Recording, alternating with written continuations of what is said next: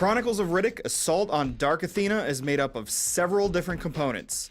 The shining star here is the slick retooling of 2004's Escape from Butcher Bay, the fantastic Xbox action title.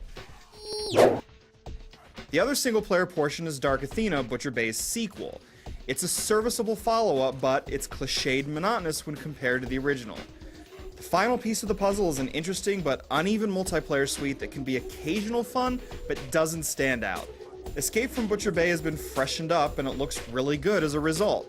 It does show its age in a number of ways, what with stiff character models, low-definition textures, and some other oddities, yet the phenomenal lighting and shadowing smooths things out, and a few games are this atmospheric as a result. You won't mistake the remake as a truly modern release, but you won't often be distracted by its graphical deficiencies either. You'll use a number of different gameplay devices to guide Riddick out of the prison. You'll start with just your fists, but eventually you'll be wielding melee weapons, assault rifles, shotguns, and more.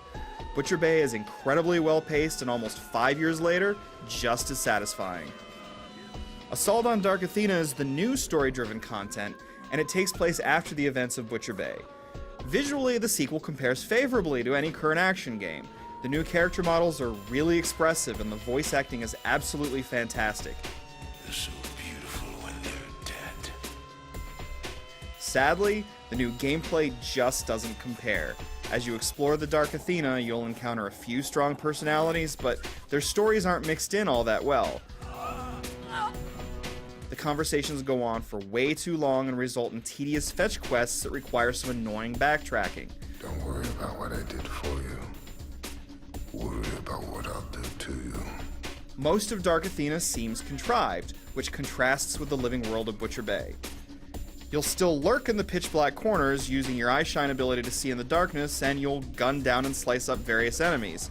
Sadly, none of these elements are balanced well, and the whole thing lacks spark. Nothing flows together, so the pace feels stilted, especially when you throw in the occasional environmental puzzle. It's just predictable. The multiplayer component gets the job done, but it isn't anything special. There are 6 total modes, though the 2 most interesting are Pitch Black and Butcher Bay Riot. In Pitch Black, one player sneaks around as Riddick while the others equip their weapons and flashlights and smoke them out. It's fun for a bit, but the novelty wears off in time.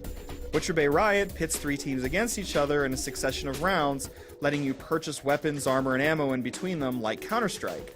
The PC and PS3 versions don't feature many people playing online though, and even on the Xbox 360, it's hard to find matches in certain modes.